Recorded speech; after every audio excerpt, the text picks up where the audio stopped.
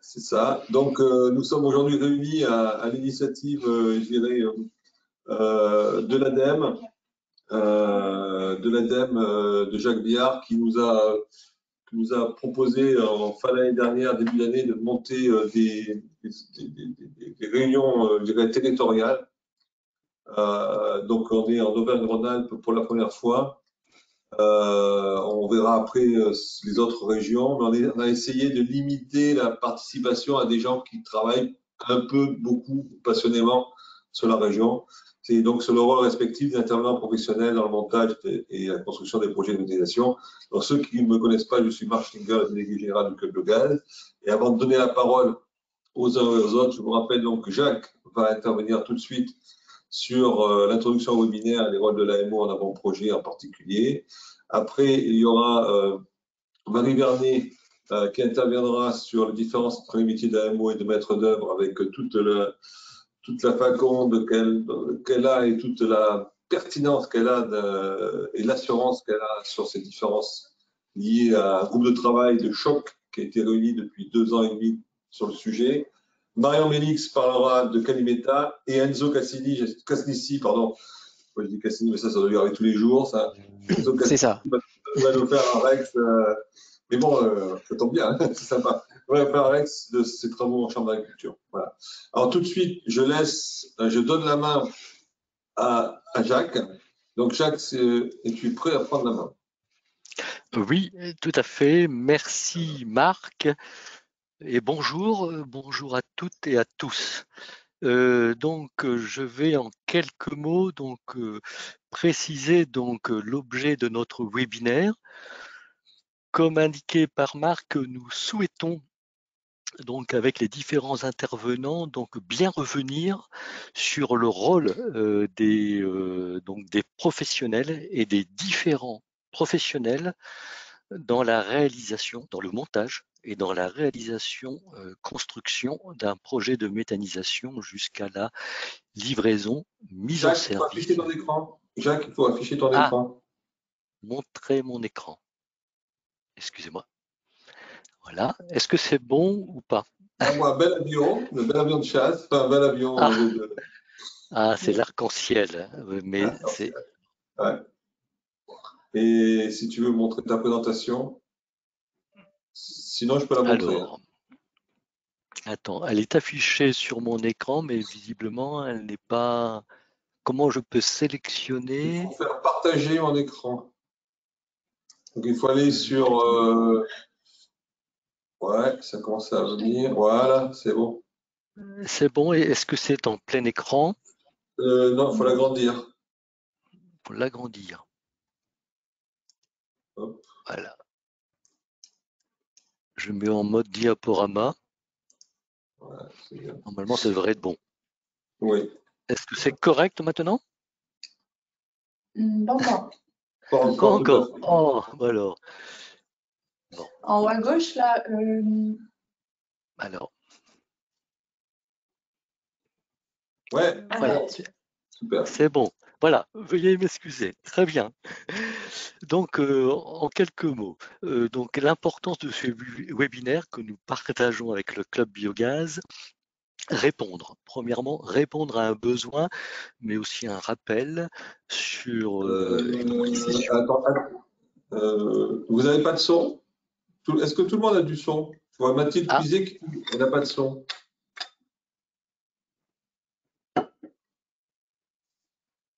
Il n'y a pas de son. Est-ce que vous n'entendez pas du tout, les autres? Est-ce que d'autres peuvent répondre? Pour le coup, j'entends bien.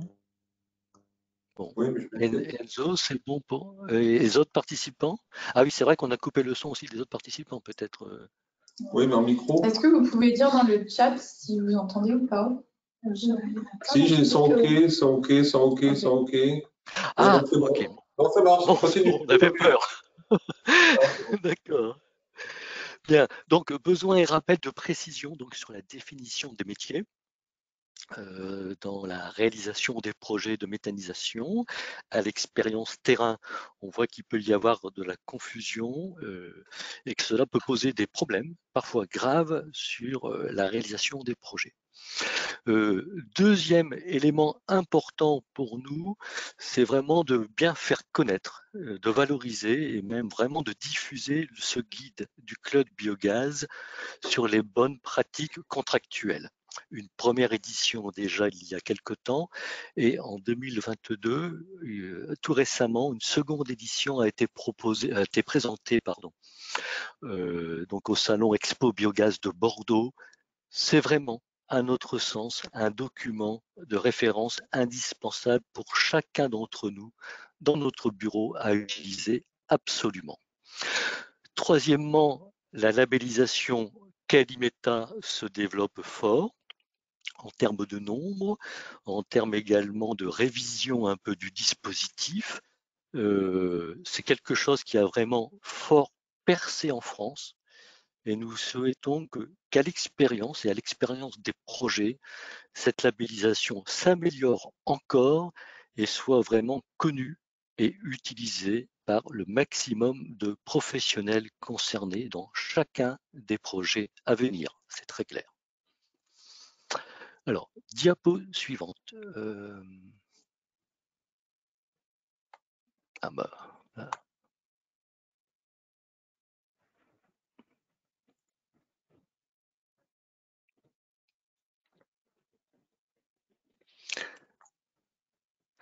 Est-ce que c'est toujours la même qui est figée? Ouais, c'est figé pour l'instant.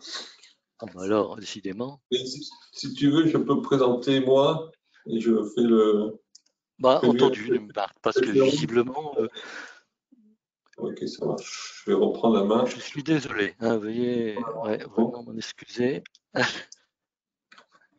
Ok. On n'est pas habitué avec GoToWebinar et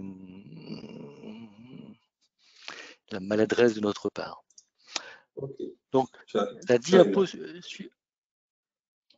Voilà. Voilà. Diapo suivante. Dans celle-ci, donc, on a bien resitué ces différents professionnels. Il y a bien trois phases que nous distinguons. L'étude de faisabilité, d'abord avec des bureaux d'études. Ensuite, il y a une phase vraiment importante qui est celle de l'accompagnement au montage du projet. Enfin, la phase de construction, réalisation jusqu'à la livraison, validation des performances. C'est clair que le maître d'ouvrage est central dans cette affaire. C'est bien lui qui passe commande par rapport à un outil qu'il souhaite avoir avec des performances précises listées donc dans ses attendus.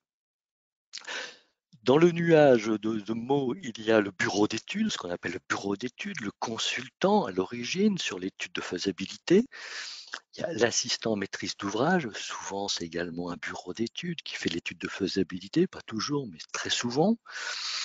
Ensuite, on parle de maître d'œuvre, on parle aussi de contractant général avec une maîtrise d'œuvre intégrée. On entend aussi les termes d'assemblier, constructeur, de fournisseur. On aurait pu également lister le terme de sous-traitant. Bref, beaucoup de noms, beaucoup de professionnels différents. Et il importe effectivement pour nous, à l'échelle terrain, d'être très clair vis-à-vis du maître d'ouvrage, de l'aider, de le conseiller sur le qui fait quoi. Quelles sont les responsabilités de chacun, notamment en termes de couverture assurantielle et juridique en cas de litige. Diapo suivante, numéro 3.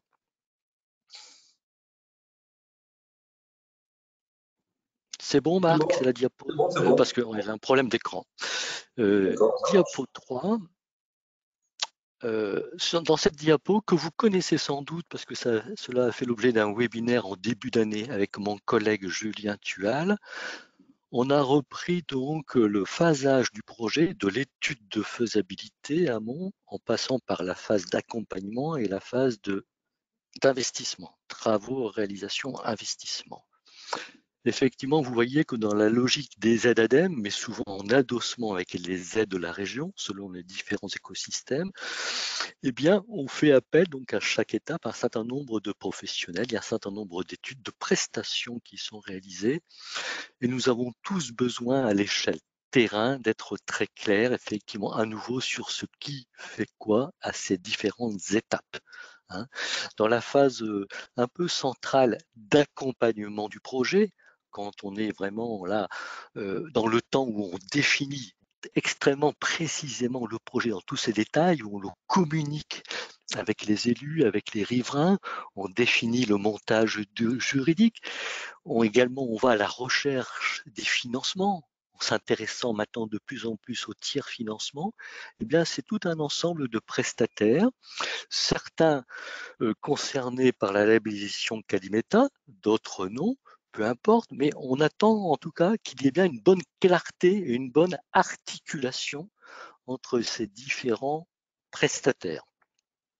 Et enfin, il y a également, bien sûr, en phase de construction-réalisation, d'autres prestataires, ou certains qu'on peut retrouver, qu'on a connus en études de faisabilité, puis en AMO, et certains du métier d'AMO font également le métier de maître d'œuvre, pourquoi pas, à condition que tout cela soit parfaitement clair et compatible avec nos valeurs et les valeurs de Calimeta, notamment dans la distinction entre AMO et maître d'ouvrage, et maître d'œuvre, pardon, AMO et maître d'œuvre.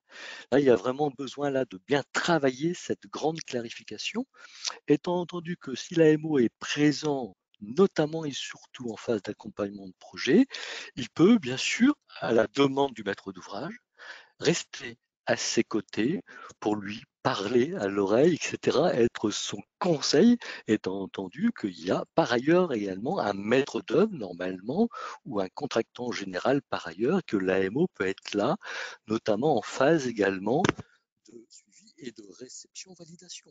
Donc des points extrêmement importants à bien clarifier pour ne pardon. Voilà, c'est bon. Donc des points à bien clarifier pour ne pas se marcher sur les pieds, ne pas avoir non plus de prestations redondantes et des surcoûts inutiles ou des sources de confusion entre les différents intervenants. Enfin, je ne vais pas plus loin. Pour terminer, dernière diapositive. Je rappelle que l'ADEME diffuse très largement un certain nombre de cahiers des charges. Vous les avez ici donc à l'écran, notamment donc en phase amont, en phase accompagnement, etc. Sachez que ces cahiers des charges sont bien des guides. Ce ne sont pas du tout des documents figés, rigides, certainement pas. Il revient à chaque maître d'ouvrage et aux accompagnateurs, aux relais publics terrain, d'aider le maître d'ouvrage à les ajuster en fonction de ses besoins. Par ailleurs, enfin, dernière information, le maître d'ouvrage AMO, le cahier des charges, AMO, est en cours de retravail suite à la remontée de plusieurs bureaux d'études avec des remarques très intéressantes, très justes, et que nous cherchons donc à tenir compte, notamment avec le travail par ailleurs qui est fait au sein des groupes de travail du groupe, du club biogaz. Donc des documents évolutifs et à faire évoluer compte tenu de vos remarques. Voilà pour cette introduction. Merci Jacques. Je vais passer la main à Marie Vernet.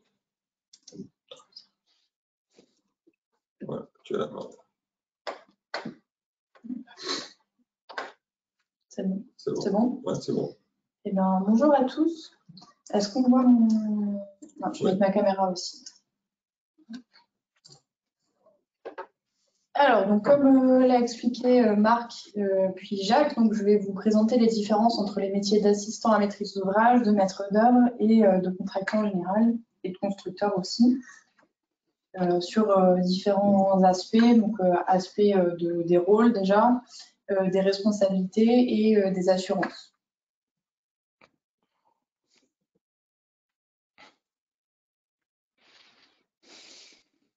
Vous m'avez entendu? Bien. Très bien Marie, on vous entend, on vous a bien entendu.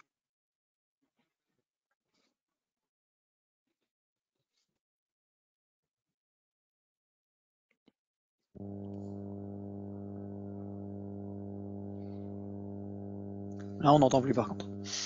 Ah oui, il y a un problème de son, il y a un bourdonnement de son, c'est tout. Oui. Non, c'est Coupe ton mieux. micro. Ouais, le mien, il est coupé. C'est bon, Vas-y. vous m'entendez là?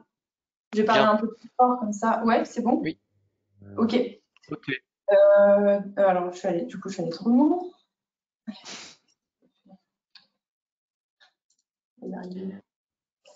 Excellente. Ok. Allez. Tu peux faire avec tes flèches. J'arrive pas à faire l'échappe. Ok, c'est bon. Voilà, c'est bon. Donc, en fait, cette présentation est basée sur les apprentissages de notre guide bonne pratique contractuelle pour réussir votre projet de méthanisation.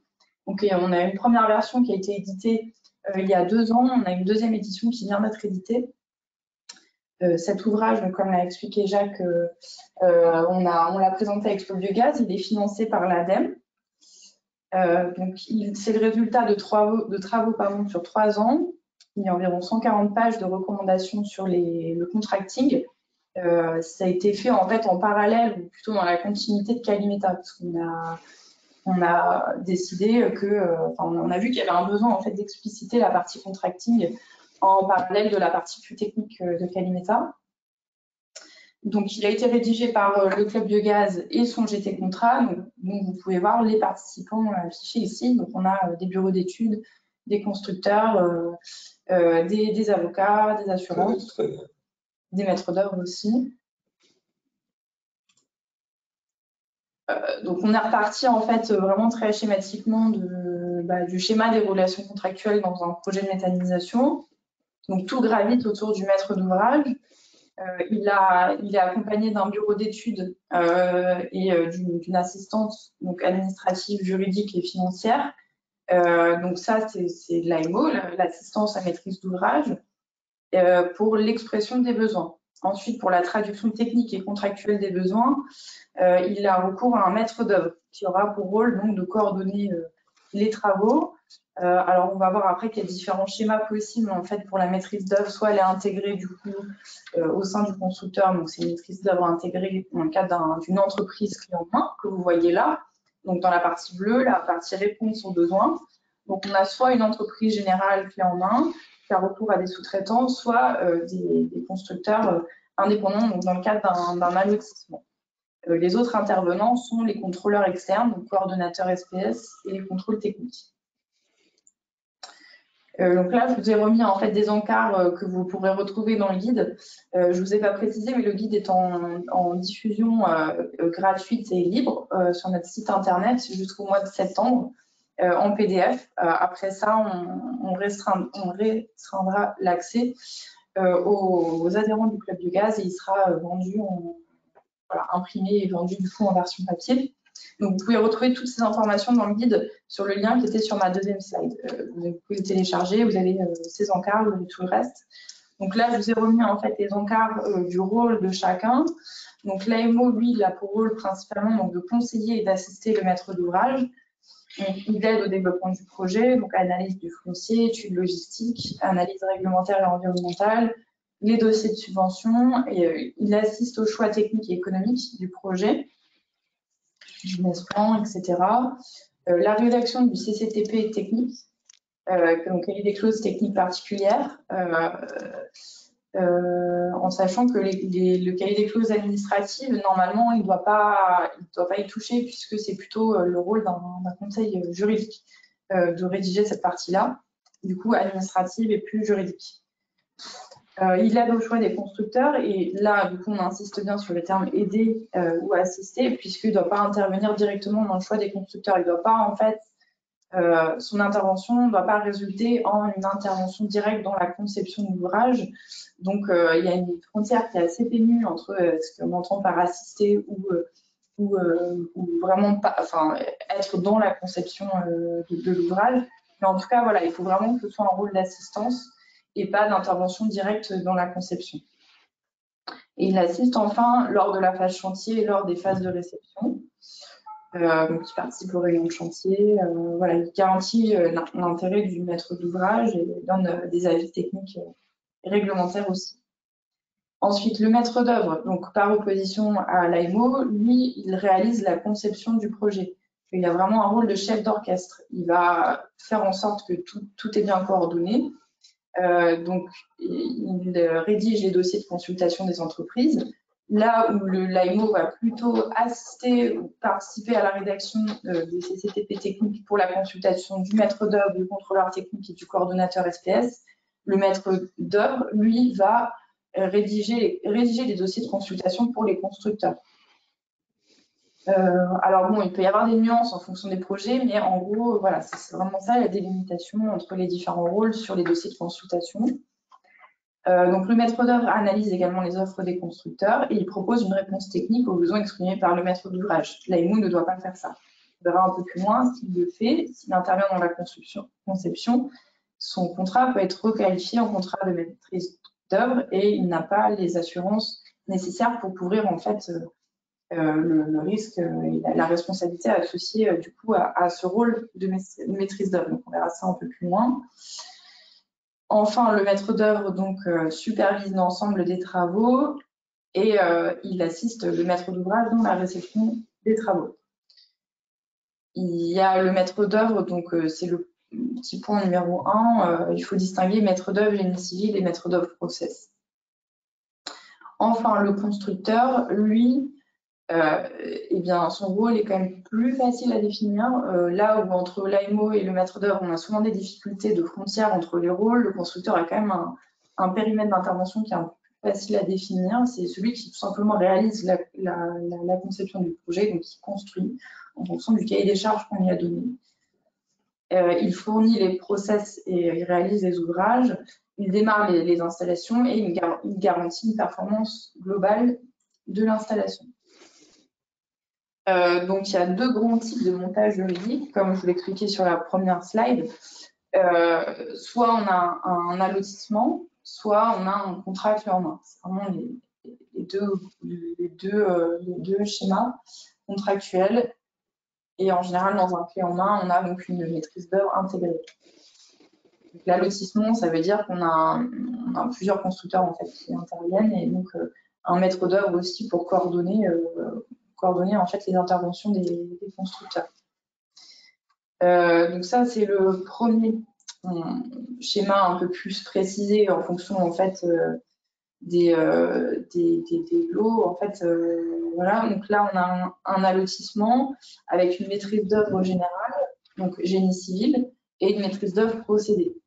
Cette maîtrise d'œuvre elle est indépendante, c'est-à-dire que on a un allotissement, on a plusieurs qui gèrent chacun un lot et on a une maîtrise d'œuvre qui vient coordonner toutes ces interventions qui est indépendante. Voilà, donc cet allotissement peut également faire l'objet d'une maîtrise d'œuvre unique. On peut avoir un maître d'œuvre unique plutôt que d'avoir un maître d'œuvre génie civil, un maître d'œuvre procédé, mais à ma connaissance, c'est plus rare. Le deuxième montage, donc, c'est le clé en main où on a une maîtrise d'œuvre qui est intégrée au contractant général. Elle peut également être indépendante, généralement elle est intégrée. Donc, qui comprend en fait, tous les lots en fait qu'on a vus précédemment. C'est une seule entreprise qui gère la construction toute seule et avec une maîtrise d'œuvre intégrée. Donc, sur la distinction des rôles maître d'œuvre et constructeur, en gros, donc, le maître d'œuvre, lui, en fait, va va faire le choix du coup des constructeurs avec le maître d'ouvrage. Le constructeur, lui, répond à la demande du maître d'ouvrage et de son cahier des charges en émettant un devis et surtout en proposant un contrat. C'est très important qu'il y ait un contrat de construction. On a déjà vu sur certains projets des constructeurs qui proposaient uniquement des devis et évidemment après on n'est pas protégé juridiquement parce qu'il n'y a pas, voilà, c'est pas un contrat complet avec toutes les clauses de garantie et de responsabilité. Le maître d'œuvre organise les réunions de chantier. En gros, c'est ce qu'on a vu précédemment. Hein. Donc, voilà, donc le constructeur réalise l'ouvrage. Et ensuite, sur la réception, en fait, il y a des rôles qui sont différenciés puisque le maître d'œuvre, lui, il assiste le maître d'ouvrage et le constructeur, lui, il a vraiment une responsabilité qui est réelle, en fait, sur la réception puisqu'il a il a en fait une obligation de résultat qui est de livrer un ouvrage qui soit terminé et exempt de vices.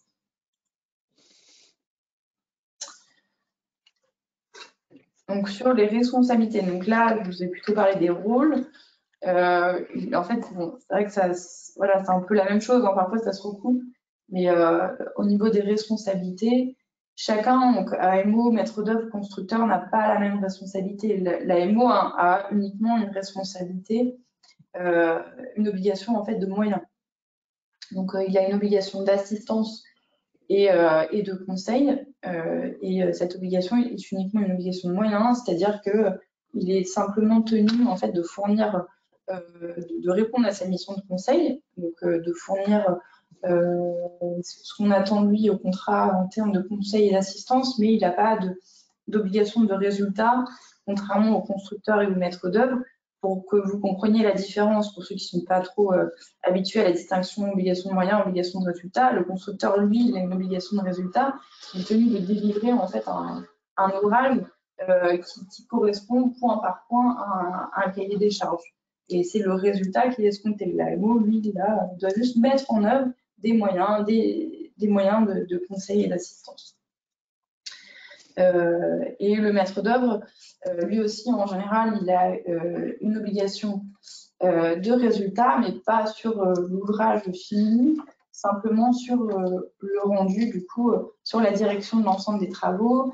Il doit faire des comptes rendus, du coup, au maître d'ouvrage, sur la réception des travaux aussi.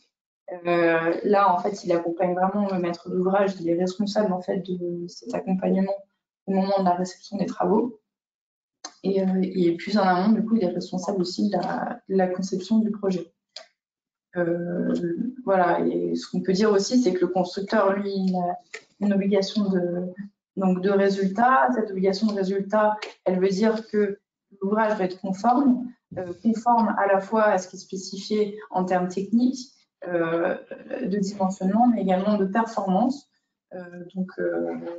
et de la bonne tenue des ouvrages dans le temps. Donc on va le voir sur la bonne tenue des ouvrages, il y a notamment une garantie décennale donc de 10 ans qui permet d'assurer en fait le maître d'ouvrage que ces ouvrages vont en fait tenir sur 10 ans. Et si jamais il y a un désordre sur l'ouvrage, c'est une garantie qui est légale en fait. Et donc il sera indemnisé s'il y a un désordre sur l'ouvrage sur cette période décennale. Voilà, donc toutes ces distinctions pour vraiment bien différencier donc l'AMO du maître d'œuvre, car si le contrat d'AMO est requalifié en contrat de maîtrise d'œuvre, comme je vous l'expliquais, ça arrive quand il y a une mission donc dans le rôle du maître d'œuvre, qui est donc de la conception des ouvrages. L'AMO n'est pas assuré en décennale, n'a pas d'assurance décennale. Donc l'assurance qui garantit en fait certains ouvrages sur 10 ans. Ce qui veut dire que s'il y a un désordre sur donc un ouvrage sur lequel il est intervenu, où on estime qu'il a eu un rôle de conception, il engage sa responsabilité sans être couvert par une assurance. Donc avec des conséquences financières qui peuvent être assez importantes. Voilà, donc c'est important de différencier la garantie décennale et l'assurance décennale. C'est un peu... Voilà, c'est un sujet qui est un peu complexe, où en tout cas, il y a des nuances en fonction des projets. Voilà, on peut retrouver certaines nuances dans la jurisprudence. Ce qu'il faut retenir, c'est que garantie et assurance, déjà, c'est pas la même chose. Une garantie légale, elle est prévue du coup par la loi, par le code civil. L'assurance décennale, en fait, la garantie, c'est ce qui permet au producteur de savoir que s'il y a un désordre en fait, sur son ouvrage, ce désordre sera couvert. Quoi qu'il arrive, du coup, l'intervenant sera obligé en fait de répondre de ce désordre, alors que l'assurance décennale peut porter sur des ouvrages qui ne sont pas couverts. Et c'est ce qui permet en fait à l'intervenant d'être remboursé en fait au moment où il indemnise le porteur projet pour le désordre. Donc, autre différence, c'est que garantie décennale, donc la garantie légale, elle ne s'applique pas aux mêmes ouvrages que l'assurance décennale. La garantie décennale ne s'applique qu'aux ouvrages et équipements indissociables. en sachant que dans l'équipement indissociable, on intègre également les équipements indissociables qui font que la destination est atteinte. Bon, ça pour dire qu'en gros, ça concerne, par exemple, un digesteur, ça concerne les pompes, tous les équipements en fait qui sont associés au digesteur, que ce soit parce qu'ils sont indissociables, ou parce qu'ils sont nécessaires au fonctionnement du digesteur. Et il y a deux autres critères qui sont le critère d'immobilisation. Il faut que l'ouvrage soit rattaché au sol. Donc une citerne, par exemple, ne sera pas couverte par la garantie décennale, mais un digesteur en béton l'est, ainsi que les équipements associés du coup. Et enfin, le critère de construction, ça signifie que la responsabilité des constructeurs et maîtres d'œuvre, donc parce que c'est bien ces deux intervenants-là qui sont couverts en garantie décennale et en assurance décennale, le critère de construction, c'est que en fait l'intervention des constructeurs et maîtres d'œuvre est couverte par la garantie décennale uniquement sur la partie construction. C'est-à-dire que s'ils interviennent du coup post-construction pour la maintenance notamment, la garantie décennale ne s'applique pas.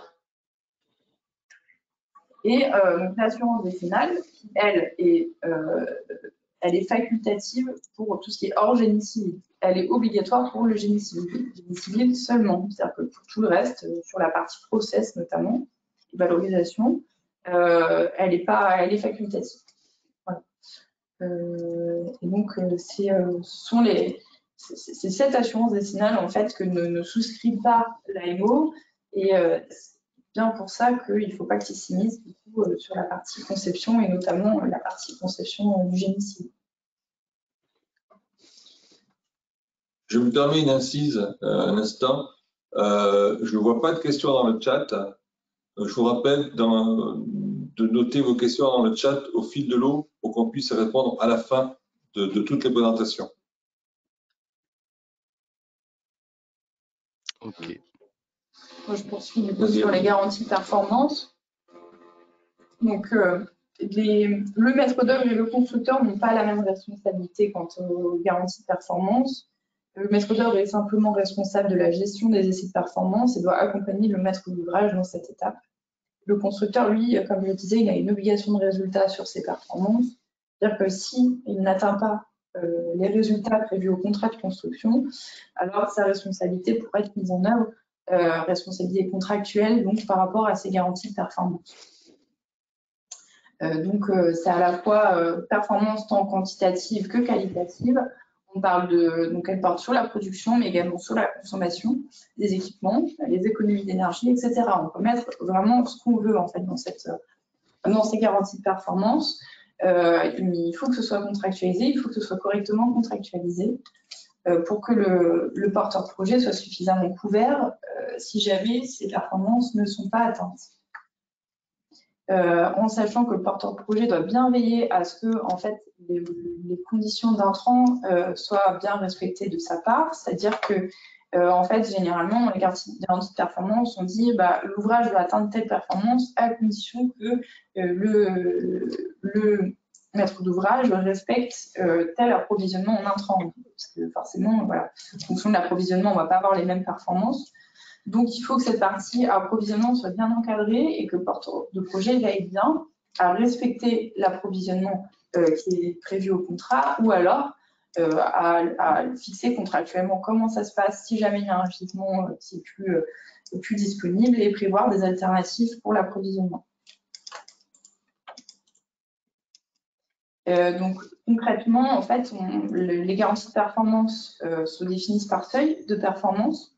Donc entre 100 et 80%, on considère, donc 100 et 80% de performance, on considère que l'unité est rentable. Et quand l'installation n'atteint pas 100%, on peut prévoir des indemnités de non-performance seulement, voilà, qui viendront sanctionner du coup cette non-performance. Et entre 80% et 0%, on considère que toute rentabilité est exclue. Et dans ce cas-là, on va opérer une mise au rebut. C'est-à-dire qu'en fait, le porteur de projet rejette l'installation et en fait, il sera remboursé à 100% par le constructeur. Le constructeur sera vraiment tenu de tout rembourser au porteur de projet. Donc, c'est une sanction qui est extrêmement sévère C'est pour ça que voilà, elle est prévue au contrat, il faut la prévoir, hein, parce qu'effectivement, quand on commande une installation avec que 80%, en dessous de 80%, effectivement, en général, on est vraiment en dessous du seuil de rentabilité, donc c'est une sanction qui est justifiée, mais qui est néanmoins sévère. Et donc les pénalités pour atteindre de non-performance, ce qu'on a proposé dans le guide, c'est qu'elles peuvent être fixées à 2% du prix du contrat par pourcentage de production manquante. Et on peut également prévoir des pénalités de surconsommation. S'il y a une surconsommation des équipements, on peut prévoir par exemple 1% de pénalité par % de consommation supplémentaire. Donc ces performances sont contrôlées en général au stade, sont contrôlées possiblement au stade de l'achèvement des travaux, mais généralement c'est plutôt lors de la phase de montée en charge ou de mise en service industriel que les performances sont contrôlées. Enfin, je crois que la présentation se finit sur ce point-là, sur les assurances. Sur les assurances, donc, on va distinguer les assurances par intervenant. Donc, le maître d'ouvrage, lui, a une série d'assurances à souscrire. Il y a la dommage d'ouvrage, la tout risque montage essai, la garantie maintenance 12 mois, multirisque exploitation. Et au niveau des conseils, ensuite, en fait, la distinction principale à faire, c'est que chacun en fait doit avoir une responsabilité civile, mais l'assurance responsabilité décennale n'est obligatoire du coup, comme je disais, uniquement sur la partie génie civil. Donc elle va être souscrite par les intervenants sur le chantier. Les conseils, eux, ils vont avoir une responsabilité civile professionnelle uniquement, et les intervenants process, responsabilité civile professionnelle uniquement. Et si on a un fournisseur de process sans pause, donc on peut avoir une garantie fabricant également. Voilà, et ça vaut aussi du coup la responsabilité civile professionnelle aussi pour le mainteneur, la partie maintenance. Je vous remercie. Je crois qu'on prend les questions à la fin. Ah oui, je les ai notées, je les vois passer, ça y est. Je vais donner la main tout de suite à Marion.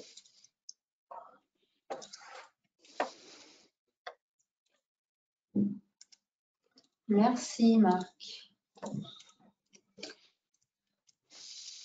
On est pas mal.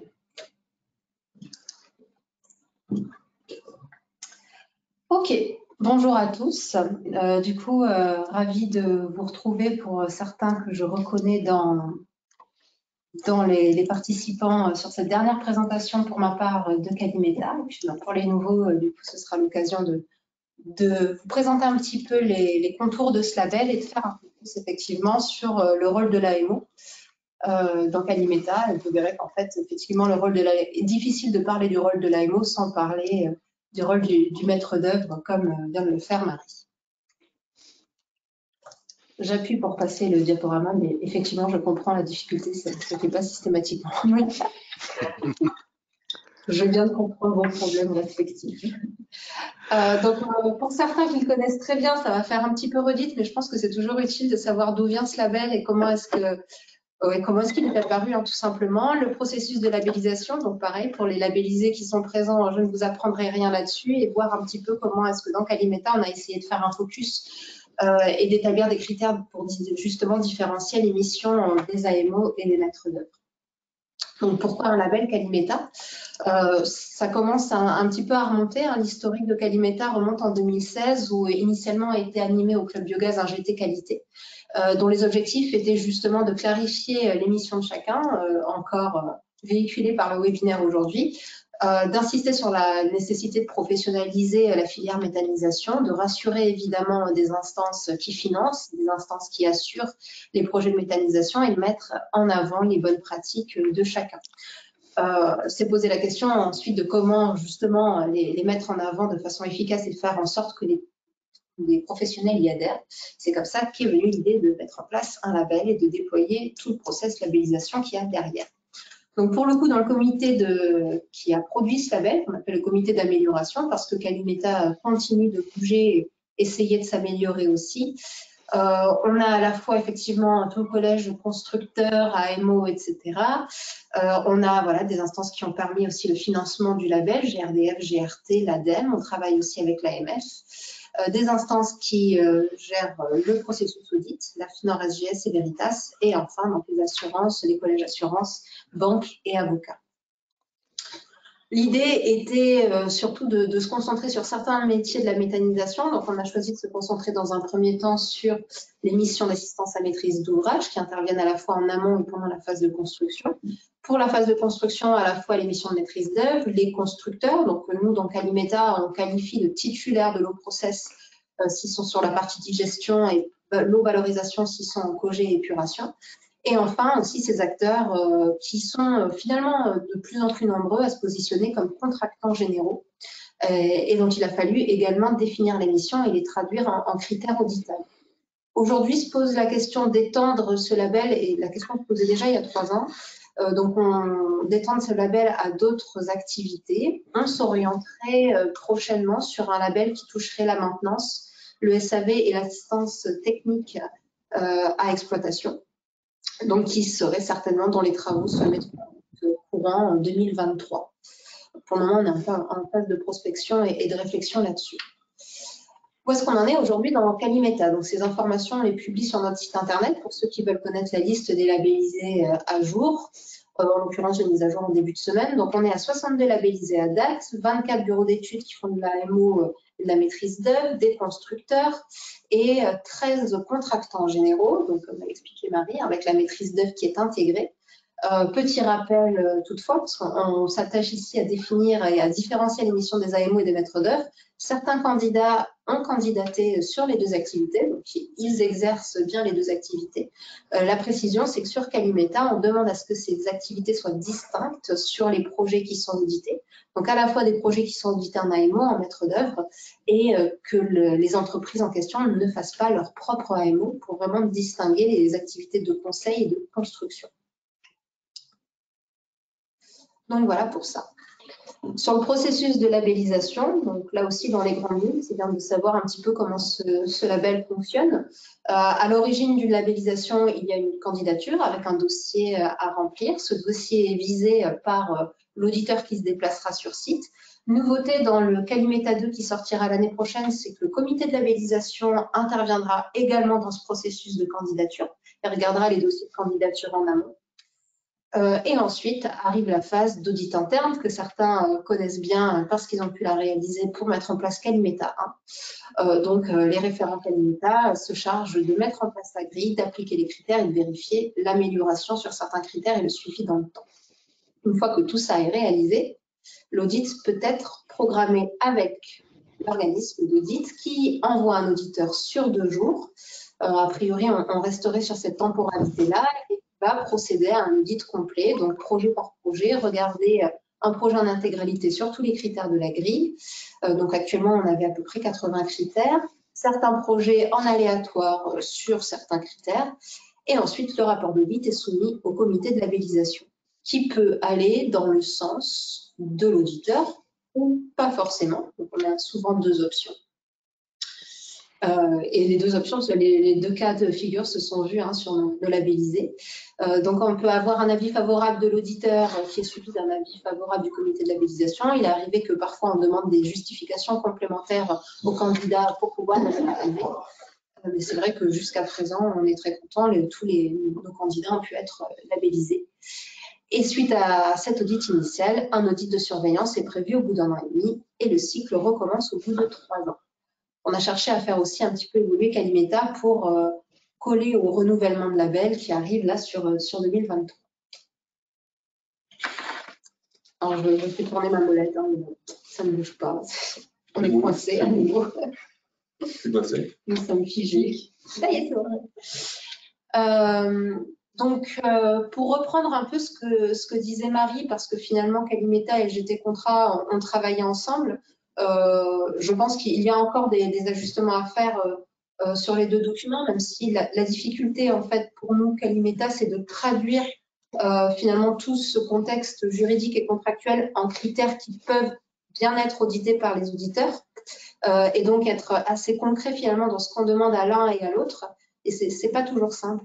Donc pareil, on a vraiment voulu distinguer l'AMO de la maîtrise d'œuvre, et au sein de cette maîtrise d'œuvre, dans Calimeta 2, on a voulu également distinguer la maîtrise d'œuvre en charge du génie civil et celle en charge du process, avec toujours des difficultés finalement à définir les deux, et puis des acteurs qui se positionnent sur l'un, sur l'autre ou sur les deux. Donc, pas simple aussi d'avoir des schémas généraux qui prennent en compte toutes les particularités des candidats, je dirais. Mais bon, voilà, on est parti sur ce schéma-là. Et on a cherché, alors là je vous parle de Calimeta 2, mais c'est un petit peu pareil dans Calimeta 1, à justement vraiment différencier leur mission. Donc ils ont un nombre de critères différents qui s'appliquent à l'un comme à l'autre sur des catégories différentes. Typiquement, voilà, l'ingénierie financière revient à l'AMO, les maîtres d'œuvre process, parce que souvent ce sont ces deux missions qui se confondent, n'ont pas de critères qui s'appliquent à eux. Sur l'ingénierie contractuelle, les assurances, tous les critères techniques, sécurité, maîtrise des risques, on a vraiment des critères très différents pour les AMO et pour les maîtres d'œuvre process. Là où ça se retrouve évidemment pour nos candidats, c'est sur tous les critères qualité et management de projet, où on a beaucoup de choses qui se regroupent. À titre d'exemple, aujourd'hui, nous essayons de définir pour les AMO leur mission. C'est encore un travail en cours avec certains membres du comité d'amélioration. D'ailleurs, je crois avoir reconnu certains dans les participants. Donc, on essaie de trouver la meilleure appellation possible pour définir cette rédaction du cahier des charges ou cahier d'expression des besoins. Donc, le programme, en fait, qui est rédigé en vue du recrutement des équipes de maîtres d'œuvre et de titulaires de l'eau. La question aujourd'hui aussi d'arbitrer le rôle qu'ont les AMO dans le choix des titulaires de l'eau, parce qu'avec des réalités de terrain qui font que les AMO connaissent finalement mieux souvent les constructeurs que les maîtres d'œuvre aujourd'hui en méthanisation, donc ils ont aussi un avis très pertinent à donner. Ils ont un rôle très important évidemment dans l'analyse comparative des offres qui sont données aux maîtres d'ouvrage. La difficulté, encore une fois, c'est bien d'éviter cette requalification d'AMO en maître d'œuvre, donc de laisser leur place aux AMO au sein des consultations des lots, process et valorisation, tout en évitant qu'ils n'interviennent directement dans la conception, donc qu'ils fassent des choix techniques qui finalement les engageraient sur une décennale, comme l'expliquait Marie.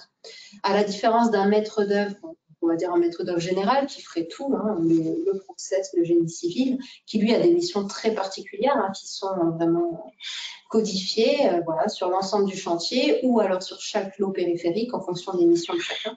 Donc on est vraiment sur du concret de la conception et non pas sur effectivement de la consultation, du conseil et un avis technique en amont.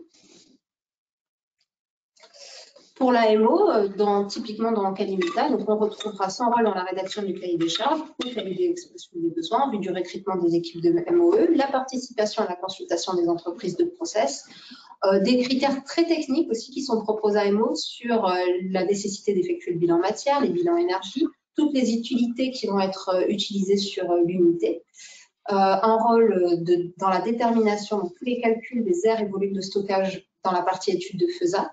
Et une nouveauté qu'on a introduite dans Calimeta 2, c'est la mission pour les AMO de vérifier que tout ce qui a été construit correspond bien aux calculs qui ont été faits initialement, donc ce qu'on appelle les analyses de cohérence dans nos critères entre les études de FESA et la partie construction, qui reviennent souvent. Donc, ces schémas, ils sont un peu différents de ceux de Marie, mais finalement, ils disent exactement la même chose. C'est que nous, on veut vraiment essayer d'aller sur un montage de projet un peu générique.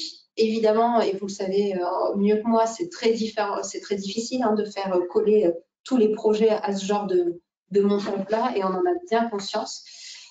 Mais donc, quand on peut les définir clairement, on le fait. Donc là, c'est le cas. On veut vraiment que l'AMO garde son rôle de conseil au maître d'ouvrage. Et c'est le maître d'ouvrage après qui a le choix systématiquement. D'ailleurs, c'est lui qui doit choisir ses CSPS, ses contrôleurs techniques, son assistance juridique, etc. Donc, la responsabilité elle est au maître d'ouvrage. Toutefois, voilà, l'AMO intervient en tant que conseiller. Le MOA consulte et choisit ensuite son maître d'œuvre. Alors, soit il y en a qu'un, soit il y en a plusieurs différents, s'il y a lotissement ou pas. Je ne vais pas faire redite. Mais on essaie vraiment au maximum d'encourager à aller vers ce schéma et à faire en sorte aussi que les maîtres d'œuvre n'interviennent pas trop tard dans les projets, car on a appris on sait que souvent les maîtres d'œuvre arrivent après que les constructeurs aient été choisis et doivent un petit peu justement composer et faire avec des choix techniques qui sont intervenus en amont, ce qui souvent du coup pose problème sur les chantiers, coûte beaucoup d'argent si jamais il y a des problèmes dans la définition des lots et puis le raccordement des différents lots. Donc voilà, on veut vraiment encourager ce modèle avec un maître d'œuvre qui intervient très très en amont dans les projets aussi. Même cas de figure, si on a un contracteur général, vu que c'est la même chose avec une maîtrise d'œuvre intégrée. Et donc, à ce moment-là, pareil, un rôle de conseil qui est dévolu à l'AMO et un rôle vraiment de conception et technique qui est dévolu au contractant général. Évidemment, ce qu'on tient à éviter, je pense qu'on l'aura répété beaucoup de fois dans ce webinaire, c'est que soit l'AMO fasse le choix directement des titulaires de l'eau, ce qui s'est vu parfois. Donc, on veut l'éviter absolument pour des questions d'assurance, évidemment, et aussi que le maître d'ouvrage, du coup, se passe de maître d'œuvre, fasse un petit peu son propre maître d'œuvre, finalement, et donc, sans assurance aucune, fasse des choix techniques qui l'engagent ensuite sur son unité. Bon, voilà pour la partie Calimeta.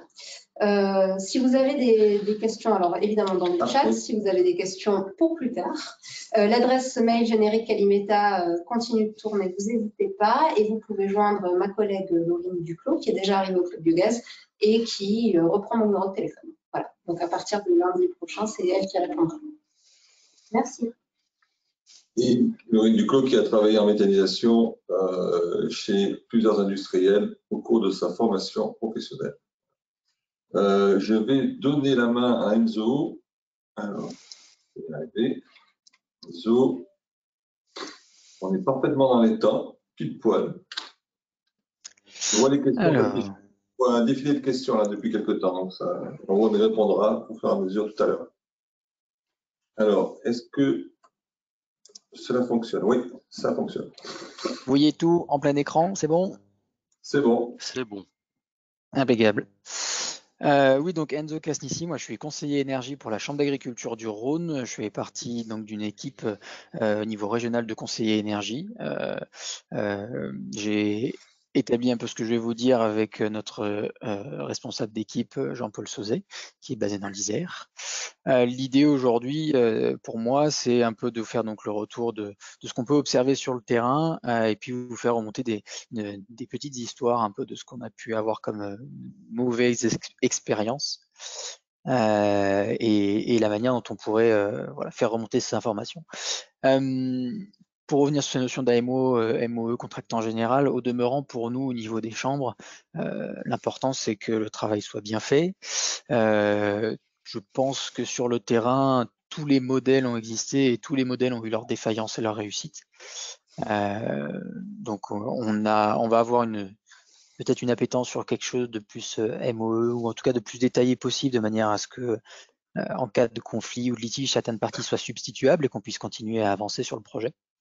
Voilà. Mais l'idée, ça reste quand même de pouvoir d'avoir quelque chose de qualité à la fin. Du coup, je vais vous parler de l'inverse. Lorsque la qualité fait défaut, le premier cas qu'on a et qui a beaucoup fait parler en région, c'était une erreur de conception donc sur 2 sites de méta, dont un en particulier qui a eu beaucoup de déboires. Les erreurs de conception, dans son cas, ça a été fuite de gaz à droite et à gauche sur l'unité de méthanisation, donc avec mise en demeure, vous en doutez. Des produits type cible qui n'étaient pas atteints, une augmentation des charges, enfin bref, une unité qui n'était pas du tout ce qui était escompté. Donc, quelque part, une défaillance de conseil. Les erreurs de conception, au demeurant, je l'ai mis en gros en gras pour qu'on soit bien tous d'accord là-dessus. Ça arrive, il n'y a aucun problème avec ça. Il faut pouvoir et vouloir l'assumer derrière, parce que derrière on a des gens, parfois une seule, parfois plusieurs exploitations, et c'est quand même aussi beaucoup d'argent engagé et d'énergie. Dans ce cas-là, on n'a eu absolument aucune reconnaissance des torts évidemment de l'entreprise. Le cas 2, on va dire, ça a été pour le coup la même entreprise avec un service manquant et un conseil qu'on a jugé un peu défaillant sur tout ce qui était le conseil bancaire, et puis la réputation a fini par suivre. En termes de temporalité, le cas 1 est arrivé avant le cas 2. Ce qui a abouti au fait que les banques ont refusé de financer le projet à cause de cette entreprise. Et pour casser les contrats, l'entreprise a demandé qu'on l'indemnise, alors que pour le coup, ils étaient en quelque sorte responsables de la situation. Dans les deux cas, nous en région, et donc quand je dis nous, on avait des médiateurs professionnels qui avaient été mis au devant de la scène grâce à notamment à la région chez nous, la conseillère chargée de mission de la région, pour essayer de faire avancer les choses à l'amiable. Au niveau de la Chambre d'agriculture, on a aussi essayé de gérer les choses à l'amiable avec l'aide de l'ADEME, donc avec Jacques. On a écouté les versions de chacun, les porteurs de projets, les entreprises qui ont fait aussi la construction, puisqu'il y avait bien cette séparation maîtrise d'œuvre construction.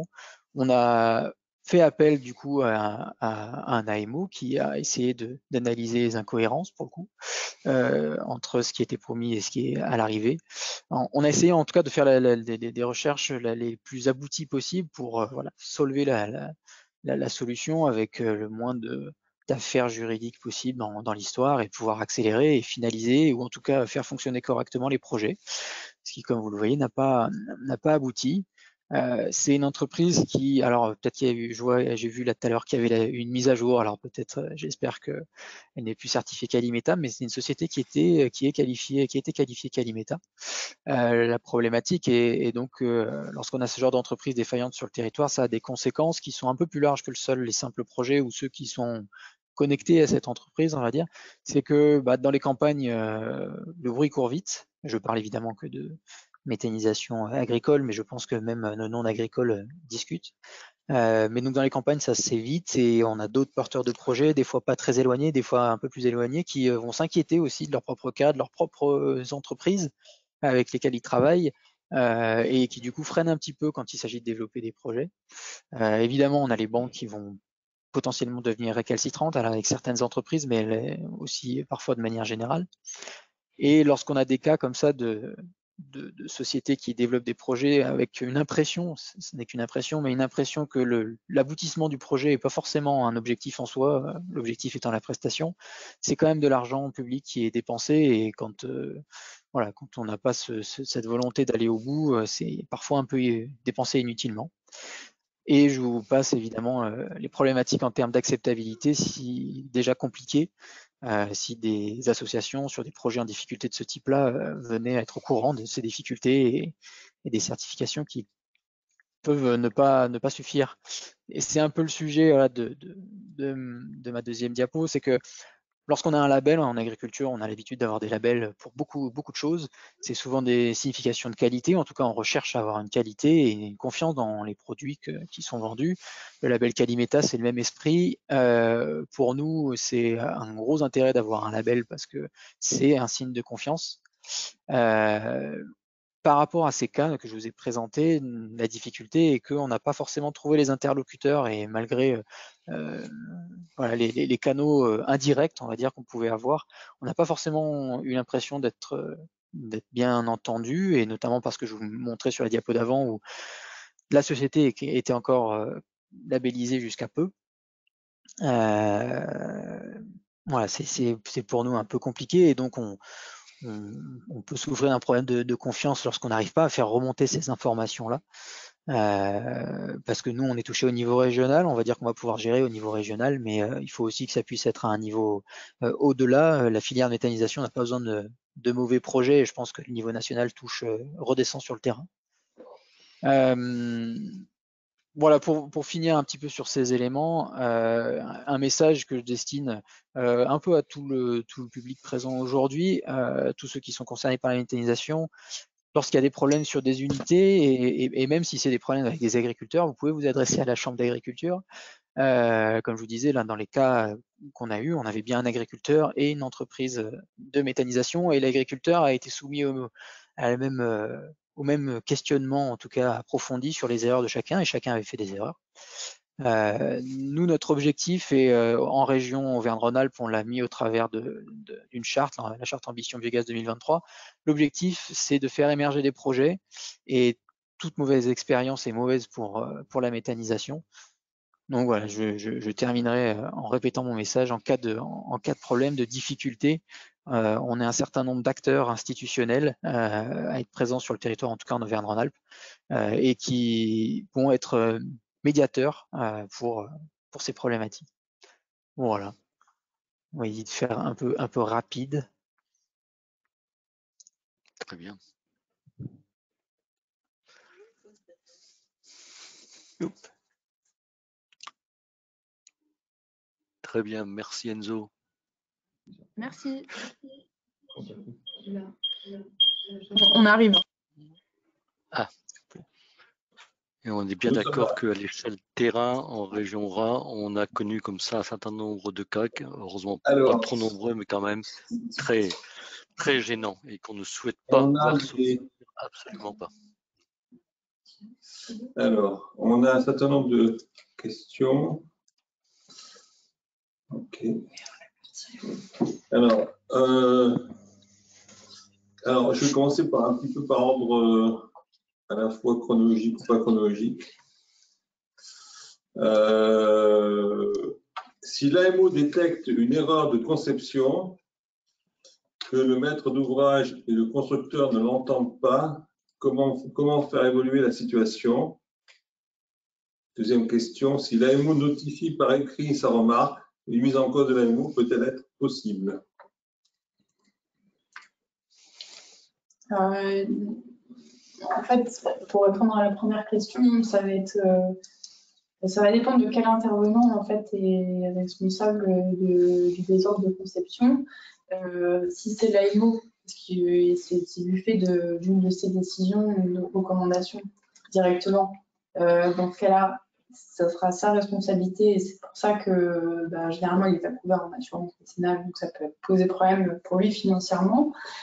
Autrement, oui, effectivement, ça arrive parfois que les intervenants se rejettent un peu la faute, et c'est pour ça qu'en fait, contractuellement, évidemment, alors après en termes de recours, on n'a pas, enfin après ça peut aller devant le juge, mais ça peut arriver parfois que voilà, les constructeurs disent que c'est de la faute du maître d'œuvre et inversement. C'est pour ça que les contrats doivent être bien rédigés. Et en fait, il y a une solution en amont qui est de bien délimiter les missions de chacun et les contrats. Et en aval, en fait, c'est ça le problème, c'est que si les contrats n'ont pas été bien rédigés, après en aval, quand il y a un désordre, on peut avoir effectivement des responsabilités qui se recouvrent et des intervenants qui se renvoient un peu la balle. Après, s'ils sont assurés, ça pose moins de problèmes. Et effectivement, là où ça pose le plus de problèmes, c'est s'ils ne sont pas assurés, c'est notamment le cas de l'AMO. Voilà, après c'est devant le juge. Enfin, il faut se référer au contrat, et après ça peut donner lieu à un litige éventuellement. Voilà, s'il n'y a pas de solution amiable, c'est une solution qui peut être trouvée après amiable. C'est dans ce ordre-là, quoi. Il faut d'abord voir ce que dit le contrat, après on peut essayer de trouver une solution amiable. Si ça ne marche pas, ce sera en contentieux. Autre question, sans rentrer dans les choix techniques, un AMO peut-il comparer les offres de constructeurs pour conseiller un porteur de projet dans son choix, sans intervenir dans les propositions techniques des ensembliers? C'est-à-dire, est-ce que l'AMO est-ce qu'il peut faire une hiérarchie des constructeurs d'un point de vue technique? Oui. En tout cas, je parle au nom du GT Calimeta, où on a bien débattu cette question il y a 2 mois de ça. C'est bien la mission de l'AMO, justement, d'aider le maître d'ouvrage à faire son choix et à trier les propositions d'offres, ça oui. Après, le choix revient in fine au maître d'ouvrage, et dans le cas idéal, clairement au maître d'œuvre s'il est là avec l'AMO. Mais le tri et l'aide au choix du maître d'ouvrage en amont, effectivement, l'AMO peut le faire. Ouais.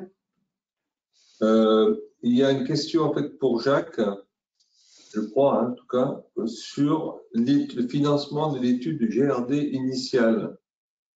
Oui. Est-ce que ça rentre dans les financements portés par l'ADEME, ce type d'études?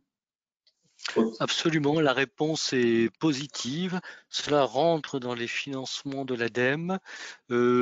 Simplement, ce qu'on demande peut-être au maître d'ouvrage et avec votre aide, enfin personne de terrain, relais terrain, c'est peut-être que les demandes soient au maximum groupées. C'est-à-dire que dans l'idéal, on aimerait avoir une demande qui comprend, par exemple, l'étude de faisabilité faite par un prestataire donné et l'étude GRD faite par l'instance en question, de manière à n'avoir qu'un seul contrat d'aide pour simplifier les choses, en tout cas pour nous, donc en termes de gestion.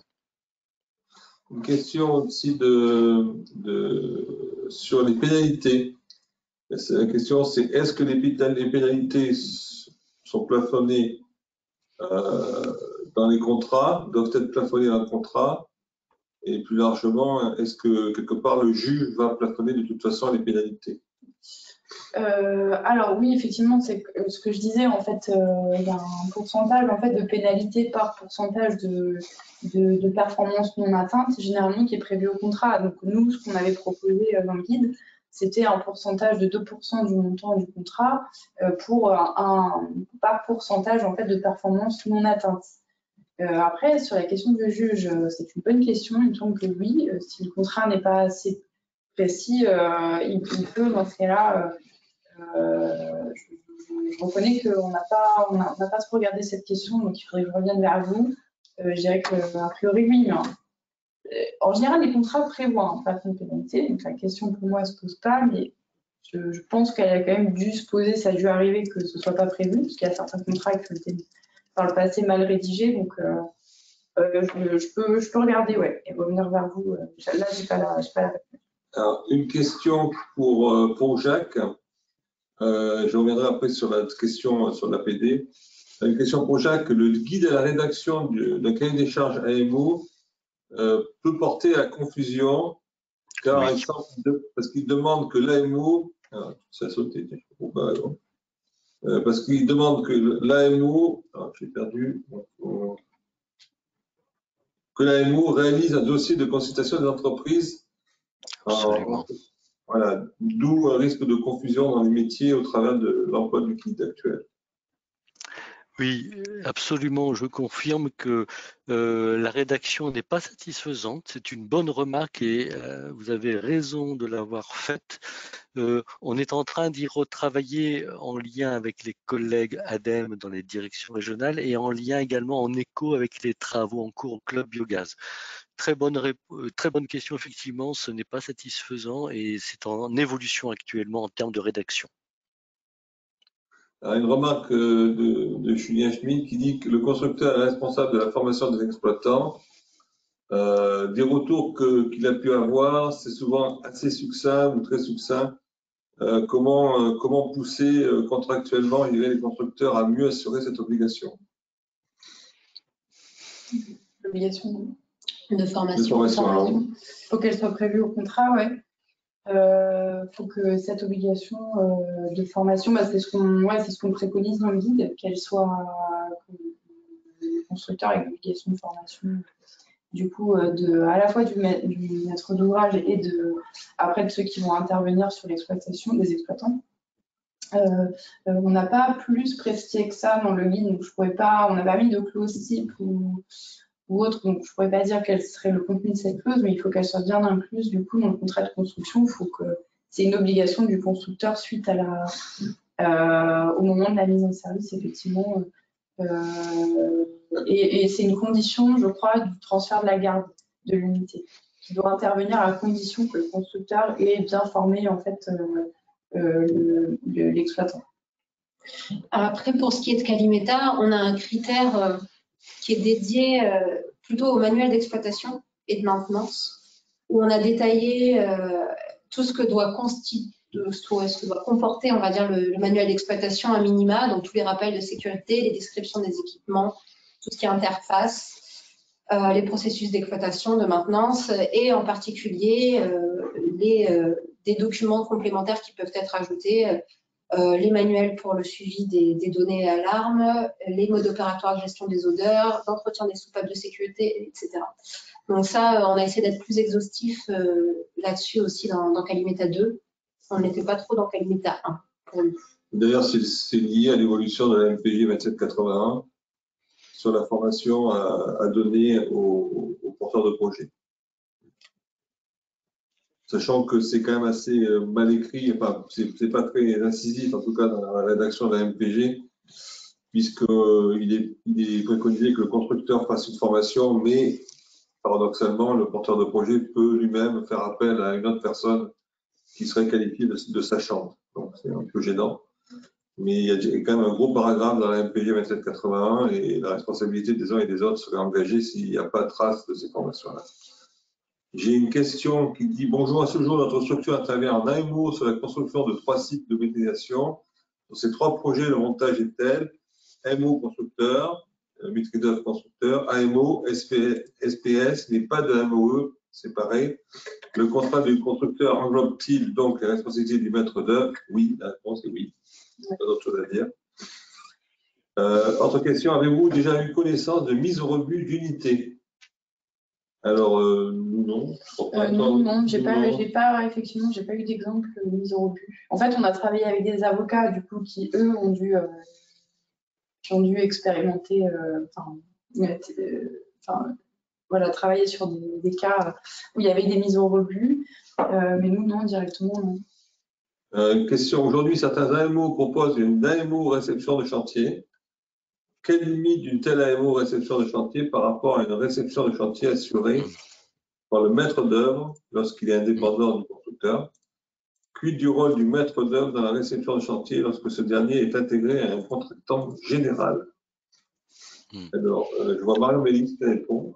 Oui, j'ai vu la question de Guillaume. Alors, j'ai mis une réponse, mais de toute évidence, ça ne s'affiche peut-être pas pour. Mais c'est pas grave. En fait, c'est un peu compliqué. Sur Calimeta 2, on a essayé de définir un peu ces missions-là et faire en sorte que ça ne se recoupe pas. Donc, je vais essayer de le résumer. L'AMO, en gros, on lui demande d'assister effectivement son maître d'ouvrage dans cette phase de réception en vérifiant les plannings, le respect des délais, tout le travail préparatoire afin d'éliminer voilà, toute problématique ou réserve. Donc, il doit avoir un mode opératoire qui est validé avec le maître d'ouvrage dès le début de sa mission. Ça, c'est très important. Ensuite, le maître d'œuvre et l'AMO, donc là, c'est les deux pour le coup, aident le maître d'ouvrage à s'assurer que la prestation est bien complète par rapport aux contrats qui ont été signés avec les titulaires de l'eau, ce qu'on a marqué. Donc là, c'est vrai que les missions se recoupent un peu, mais bon, au moins, il y a 2 fois plus de contrôle. Ils vont proposer au maître d'ouvrage pour chaque lot et lors de l'avancement des travaux la réception suivant le mode opératoire et le planning qu'ils ont défini dans leurs contrats respectifs, donc qui ont été définis lors de la consultation des titulaires de l'eau. Pareil, le maître d'ouvrage et l'AMO s'assurent du recueil des PV de mise en service, PV de réception à la prise des faits des garanties d'exploitation. Donc c'est vrai que c'est des missions, clairement, sur la partie de réception, c'est un peu compliqué parce que les deux interviennent en fait. Et on n'a pas mieux discerné les rôles de chacun. Une question de Guillaume. Quelle est la durée moyenne d'une action juridique contre un maître d'œuvre ou un ensemblier et pour quel coût? C'est en général ce qui rebute l'agriculteur lambda. Avez-vous connaissance du nombre de contentieux et de la durée de contentieux juridique en cours en France entre un exploitant et maître d'œuvre ou ensemblier? Non, j'ai pas la réponse sur le nombre, les statistiques. Encore une fois, c'est une information qu'on peut se renseigner auprès des avocats qui ont travaillé avec nous, qui sont directement dans. C'est dans le secret des affaires. Ouais. Du secret des affaires, et à partir du moment en plus où il y a un contentieux en tribunal de commerce, il y a un certain nombre de clauses de confidentialité qui amènent les experts judiciaires aussi. Ils sont relativement peu nombreux, mais il y en a quand même quelques-uns à ne pas pouvoir dévoiler ce sur quoi ils travaillent. La durée, pour moi, la durée est plus ou moins longue, mais ça se compte en années, quoi. Voilà. Disons que, raison pour laquelle nous, sur le terrain, on a essayé de mettre tout en œuvre pour éviter le côté juridique. Parce que sur des petits éléments, on va dire que ça peut se solver Sur ça, plusieurs années, c'est pas trop dramatique, mais quand c'est l'unité en tant que telle qui a des difficultés de fonctionnement, ça devient vraiment problématique. Alors, une remarque aussi qui est celle souvent du club de Galles, c'est que, comme dirait notre président qui va bientôt être remplacé, il n'y a pas de bons constructeurs, de bons maîtres d'œuvre, de bons AMO sans bons porteurs de projet. C'est-à-dire que c'est pas quand, entre guillemets, acheter une voiture à la concession. Quand on est un porteur de projet, et nous on défend la filière études et construction là-dessus, si les gens ne donnent pas le temps nécessaire pour obtenir les conseils en amont, pour bien montrer leurs intrants, parce qu'on voit souvent des contentieux en termes d'intrants et de non-réussite de la performance, il y a beaucoup de torts qui sont partagés avec et déjà au départ par un manque de spécification du porteur de projet. Sur quoi, après, chacun a ses responsabilités. Hein. Mais voilà. L'importance d'avoir. On voit aussi ça de l'autre côté. Quoi. Alors, j'en avais une autre que j'ai trouvée.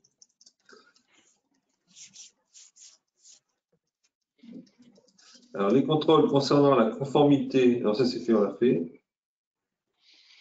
Les contrôles concernant la conformité du matériel installé vis-à-vis de l'avant-projet détaillé, qui est le document faisant foi pour l'interrogation, relève-t-il bien du maître d'œuvre? Est-ce que concrètement le maître d'œuvre vérifiera effectivement le diamètre des tuyaux, la nature de l'inox, etc. Tu voulais répondre, Marion? Eh bien, oui. Alors, encore une fois, je réponds pour Calimeta et après, donc c'est pour les futurs labellisés sur Calimeta 2, c'est bien au maître d'œuvre que revient cette mission de vérifier tous les dimensionnements la cohérence, on va dire, du dimensionnement des appareils à pression qui ont été réalisés par les titulaires de l'eau. Sachant que je vous rappelle, c'est à partir de 0,5 bar que chaque équipement et chaque ensemble d'équipements doit faire l'objet des épreuves hydrauliques qui conviennent bien et des attestations qui vont avec. Et c'est effectivement au maître d'œuvre de contrôler l'existence de tous ces éléments documentaires sur ces équipements. Qui doivent être ensuite dans la notice d'instruction. Ouais. J'ai pas d'autres. Si j'en ai une que je n'ai pas vue. Si l'AMO détecte une erreur de conception que le maître d'ouvrage et le constructeur ne l'entendent pas ainsi, comment faire évoluer la situation? Si l'AMO notifie par écrit sa remarque. On l'a déjà vu. D'accord, j'ai rien dit. Mais je crois que je suis au bout des questions que je vois passer, à moins qu'il y en ait d'autres qui soient arrivés entre-temps, parce que là, je suis un peu perdu. Je voudrais peut-être insister sur la question effectivement qui a été posée par Guillaume sur le rôle de l'AMO, du maître d'œuvre dans la réception. C'est vrai qu'à notre échelle régionale, c'est souvent une question qu'on se pose, peut-être à l'aune des quelques déboires sur des projets passés. Donc j'ai entendu la réponse de Marion sur le travail fait en termes de clarification pour Calimeta. Effectivement, il faudra vraiment, je pense que j'insiste, je crois qu'il faudra bien reprendre cela pour éviter que les gens se marchent sur les pieds et que ça soit très clair sur qui fait quoi sur cette phase qui est très cruciale, hein, cette phase de réception, validation des performances aussi. Oui, bien sûr. Après, dans Calimeta, on a bien mis que c'était un doublon, c'est pas le maître d'œuvre ou l'AMO, comme ce qu'on avait pu voir par le passé. C'est-à-dire que le risque quand on est à deux sur la même chose, c'est que ça se fasse pas. C'est pas bien. C'est un peu. J'entends bien Marion, mais disons que oui, deux contrôles va mieux qu'une, mais voilà, il faudrait éviter qu'à force après ça ne soit pas suffisamment clair pour chacun des deux. Enfin voilà, c'est un peu le. Bon, mais ok. Ok. Bon, mais écoutez, j'ai pas d'autres questions sur le bousin, comme dirait l'autre. Dans les temps, s'il y a ce que je vais faire, c'est que je vais faire une manip assez osée. Une manip assez osée. Non, je ne vais pas y arriver. Hop. Je vais donner le micro à tout le monde. Si vraiment il y en a certains, je ne vais pas y arriver. Non, pas y arriver tous. Tu veux que je le fasse? Oui, c'est bon, c'est. Alors, j'ai activé normalement le son de tous les participants. S'il y en a qui veulent poser une question orale. Oui, tu as vu les dernières remarques de Guillaume ou pas sur la nécessité de préciser, de clarifier le fait que les AMO peuvent bien aussi consulter les constructeurs, ce qui n'est pas clair dans le cahier des charges de l'ADEME, histoire que ce ne soit pas fait que pour les maîtres d'œuvre. Il y a 2 remarques à la fin là-dessus. Dans les questions. Ne pas restreindre sur eux. Le son n'est pas activé. Alors, Guillaume, juste pour information, on continue à se réunir dessus avec des AMO de maîtres d'œuvre qui travaillent sur Calimeta, mais effectivement, on va aller plutôt sur ce terrain-là, enfin, sur cette définition-là des missions, en redonnant leur place, en laissant leur place aux AMO dans la consultation aussi. C'est bon. Il faut juste le rédiger de manière à ce qu'il n'y ait pas non plus de flou sur le fait qu'ils fassent de la conception directe. Mais ils ont leur expertise à S'il y en a qui veulent activer leur micro, ils peuvent le faire. Je vois Muriel Renaud qui avait essayé. Ouais, il suffit de. Alors, échéance. Non. Ok. Écoutez, je vous propose d'arrêter là. C'était une erreur, excusez-moi. C'était une erreur, merci. D'accord. Pas d'autres réactions. Je profite de l'occasion pour saluer Erwan Toro et de lui demander de m'envoyer ses coordonnées. Voilà. Je coupe le son de tout le monde, comme ça je suis tranquille.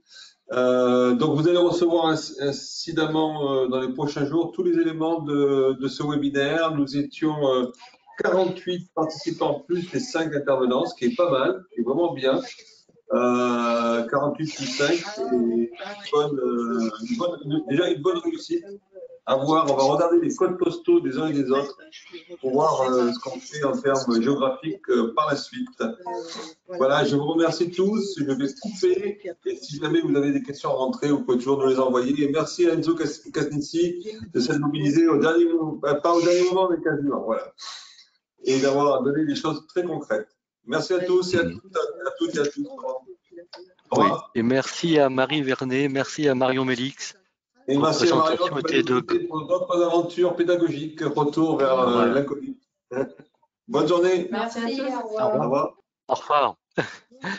Comment ça fait ? Tac.